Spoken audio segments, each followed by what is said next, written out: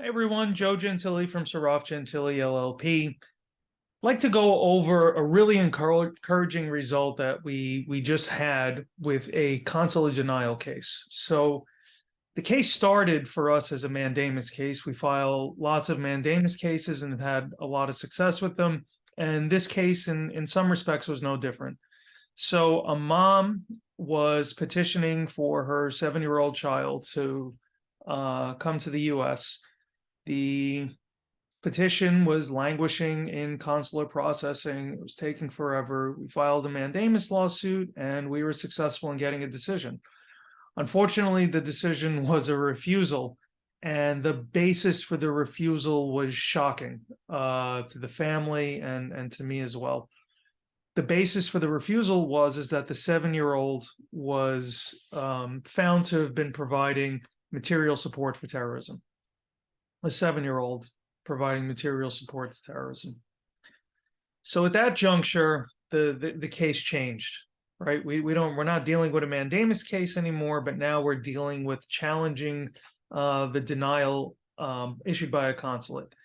Those amongst immigration lawyers, those are notoriously difficult cases to fight because of this doctrine that exists called consular nonreviewability.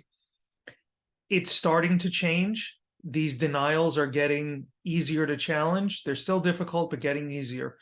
But what the majority of case law has said until pretty recently is that federal courts, except in very limited instances, don't have the authority or the ability to review the decisions of a consulate. So that makes these cases very difficult to challenge because there's really some very narrow instances where you could challenge them. There was a decision recently by an appeals court on the West Coast that opens a whole new area to argue these cases and to challenge these denials. So I'm very optimistic about consular denial cases in the future going forward. So back to this story. Fortunately, the mandamus lawsuit allowed us to build a lot of rapport and a lot of sympathy with the government attorney that was handling the mandamus lawsuit. So we went back to them after this denial. We provided them with a demand, basically threatened to file another lawsuit, provided a lot of basis as to why we think that lawsuit would be very strong. That AUSA provided a conduit for us to the consulate and gave us the ability to negotiate with them, and we were able to craft a solution where we provided some minor additional evidence and the denial was reversed. The refusal was reversed. The child is coming to the US. Mom's able to be reunited with child and the rest of the family here. It's a really happy ending. And there's a couple of takeaways from this. Number one, while challenging consular denials can undoubtedly be challenging, they can be reversed. It is possible. So if you do have a consular denial, it's worth it to run that denial by an attorney that has experience handling these cases, that has experience litigating cases in federal court, because you may be able to challenge it. You don't simply have to accept the result.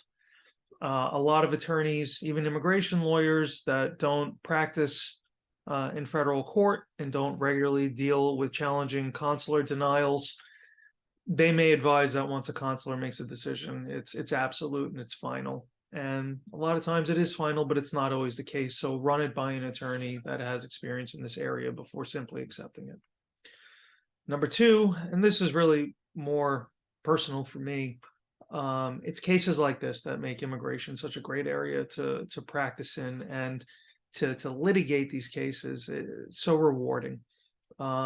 This lawsuit really just completely changes the trajectory of an entire family's lives, as opposed to having, part of the family split apart by an ocean. They're all going to be able to live together in the US. And for those that are coming from abroad, their living situation is going to be dramatically improved, especially for the child growing up here versus the alternative for him.